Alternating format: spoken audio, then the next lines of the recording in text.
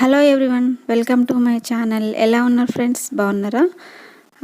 మేము కూడా బాగున్నాము.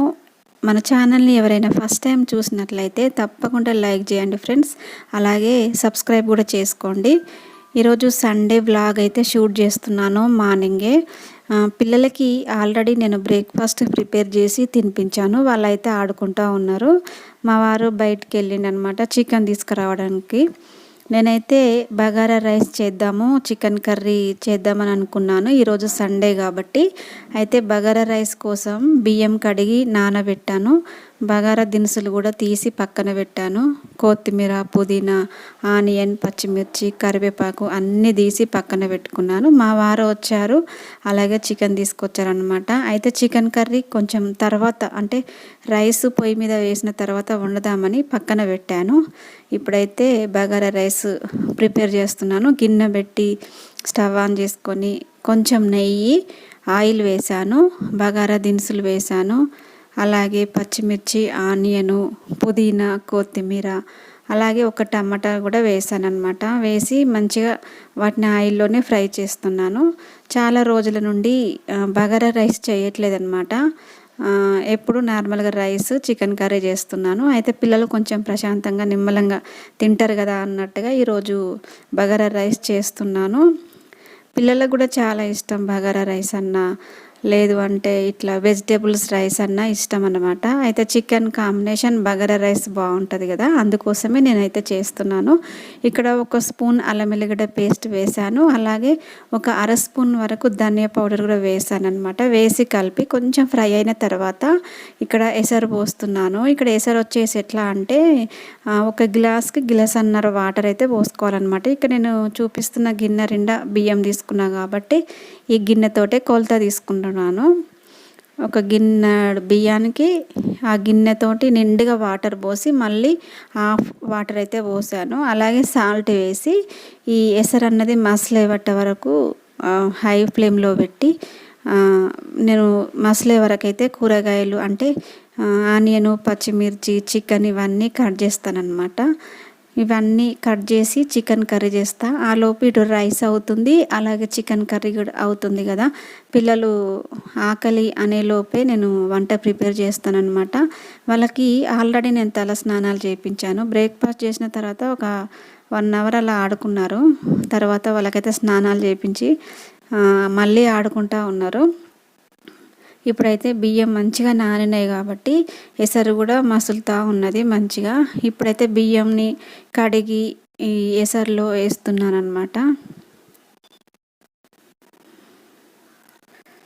ఎసరు బాగా మసులుతుంది, బియ్యం మంచిగా నానినాయి కాబట్టి రైస్ అయితే పొడి పొడి మస్తు అవుతుంది. ఎందుకంటే నానబెట్టిన ఒక 1 అవరు, అలాగే ఇవి పాత రైస్ అనమాట. అంటే కొత్త బియ్యం కాకుండా పాత బియ్యం ఉంటాయి కదా, అవైతే నానబెట్టడం వల్ల రైస్ అనేది మంచిగా పొడి పొడిగా అవుతుంది. అయిన తర్వాత ఈ ఎసరు మసలేటప్పుడు నానబెట్టిన బియ్యం అందులో వేసుకొని మొత్తం ఒకసారి కలిపి మూత పెట్టి మీడియం ఫ్లేమ్లో పెట్టి అయితే ఉడికిస్తున్నాను.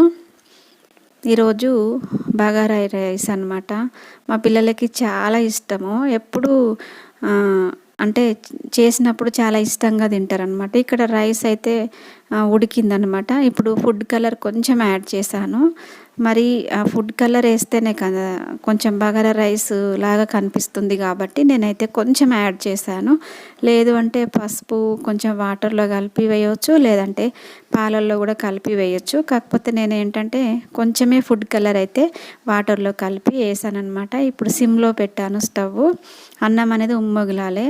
తర్వాత స్టవ్ ఆఫ్ చేస్తే అన్నం అనేది పొడి పొడిగా మస్తు అవుతుంది. ఇక్కడ నేను ఆల్రెడీ ఆనియన్, పచ్చిమిర్చి కట్ చేసి పెట్టుకున్నాను. చికెన్ కూడా కట్ చేసి శుభ్రంగా కడిగైతే పక్కన పెట్టుకున్నాను. ఇప్పుడైతే చికెన్ కర్రీ కూడా స్టార్ట్ చేశాను అనమాట. 4 టేబుల్ స్పూన్ల ఆయిల్ వేసి పచ్చిమిర్చి, ఆనియన్ వేసాను. ఆనియన్స్, పచ్చిమిర్చి మంచిగా ఫ్రై అవ్వాలి నూనెలో. ఇప్పుడు తర్వాత ఒక స్పూన్ వరకు అల్లం వెల్లిగడ్డ పేస్ట్ అయితే వేస్తున్నాను. నాన్ వెజ్ అంటే కొంచెం అల్లం వెల్లిపాయ పేస్ట్ కొంచెం ఎక్కువగానే పడుతుంది కదా, ఎక్కువగా ఉంటేనే ఆ టేస్ట్ అనేది మంచిగా ఉంటుంది, లేకపోతే కొంచెం వేరేలాగా ఉంటుంది అనమాట. నాన్ వెజ్కి ఎప్పుడైనా అల్లం వెల్లిగడ్డ పేస్ట్ కొంచెం ఎక్కువ వేయాలి. ఇప్పుడు అల్లం ఎల్లిగడ్డ పేస్ట్ మంచిగా కొంచెం ఫ్రై అయిన తర్వాత పుదీనా కొత్తిమీర వేస్తున్నాను. ఇందులో పుదీనా కొత్తిమీర ఎక్కువగా వేస్తేనే టేస్ట్ మస్తు ఉంటుంది. మా వాళ్ళకైతే చాలా ఇష్టం అనమాట ఆ ఫ్లేవర్, ఆ టేస్ట్.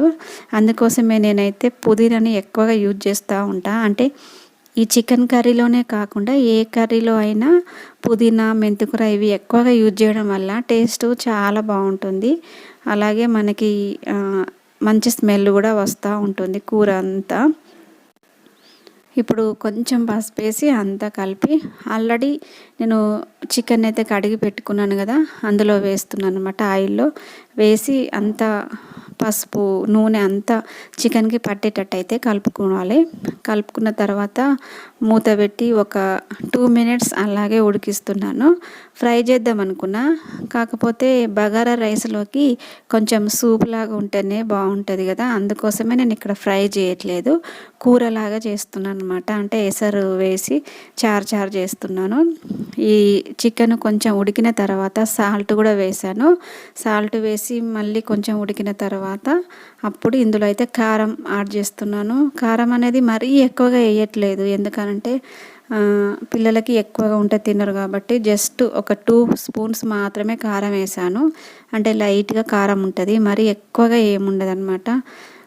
ఎట్లాగో ఎసరు పోస్తా కాబట్టి కొంచెం కలిపి పక్కన పెట్టాను. కారం వేసిన తర్వాత కొంచెం అట్లాగే ఉడకాలి కాబట్టి కలిపి మూత పెట్టాను.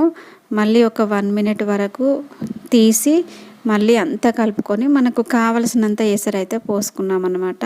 మరీ ఎక్కువ కాకుండా కొంచెం చారు కొంచెం దగ్గరగా ఉండేటట్టుగా, మరీ చారు కాకుండా మరీ దగ్గరగా కాకుండా కొంచెం మీడియం టైప్ అయితే ఇక్కడ చికెన్ కర్రీ అయితే చేస్తున్నాను. బగారా రైస్లోకి కొంచెం సూప్ లాగా ఉంటే మనం తింటూ ఉంటే టేస్ట్ ఉంటుంది, అలాగే బాగుంటుంది కదా అన్నట్టుగా. ఫ్రై చేస్తే మళ్ళీ ఆ రైస్లోకి కలుపుకోవడానికి సూప్ అనేది ఉండదు కదా, అందుకోసమే నేనైతే ఫ్రై చేయలేదన్నమాట.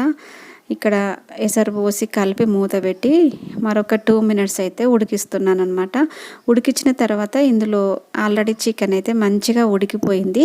ఇందులో ధనియాల పొడి, అలాగే కొంచెం గరం మసాలా, కుడుక పొడి, చికెన్ మసాలా ఇవన్నీ వేసి లాస్ట్ చివర్లో అయితే కొత్తిమీర వేస్తున్నాను అనమాట. గరం మసాలా కొంచెమే వేసాను, అలాగే చికెన్ మసాలా కూడా కొంచెం వేసాను. ధనియాల పొడి మాత్రం 1 స్పూన్ వేసాను, కుడుక పొడి 1 స్పూన్ వేసాను. చివరిలో కొత్తిమీర యాడ్ చేసిన తర్వాత అంతా కలిపి మూత పెట్టి స్టవ్ ఆఫ్ చేయడమే. చికెన్ కర్రీ అయితే చాలా సింపుల్గా చేసాను, చాలా బాగుంది టేస్ట్. ఇక్కడ రైస్ కూడా మొత్తం రెడీ అయిపోయిందనమాట. పుల్లలుగా పొడిగా చాలా బాగా వచ్చింది. ఇప్పుడైతే చికెన్ కూడా చల్లారిన తర్వాత ఇలా అయితే ఉందన్నమాట. టేస్ట్ అయితే చాలా బాగుంది. బగారా రైస్ కాంబినేషన్ చికెన్ చాలా బాగుంటుంది. ఇక్కడ చికెన్ కర్రీ రెడీ అయింది, చల్లారిన తర్వాత ఇలా కనిపిస్తుంది అనమాట. ఇప్పుడైతే పిల్లలు మేము లంచ్ చేస్తున్నాం. ఓకే అండి, మరొక మంచి వీడియోతో మళ్ళీ కలుద్దాం. Bye friends.